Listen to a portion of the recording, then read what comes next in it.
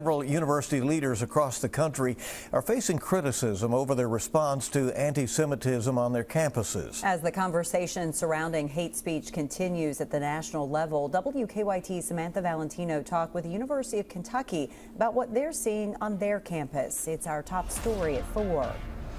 Speech is at the heart of what we do as an institution, right? And we're a public institution. Jay Blanton is the spokesperson for the University of Kentucky. He says UK always emphasizes the importance of fostering respectful dialogue on campus, despite differing perspectives. But it's especially important amid the Israel-Hamas war. You can bet that discussions, dialogue, debate, all of that is going on our campus. But fortunately, this is a place we think that fosters the right kind of dialogue, disagreements without being disagreeable. Blanton says university professors and staff are working to make sure rich debates can happen in their classrooms without becoming something that is harmful to people. As a public institution, Blanton says UK emphasizes the importance of free speech on campus, but not without acknowledging the complexity of the issue. At the same time, we have to be a place that isn't going to tolerate violence.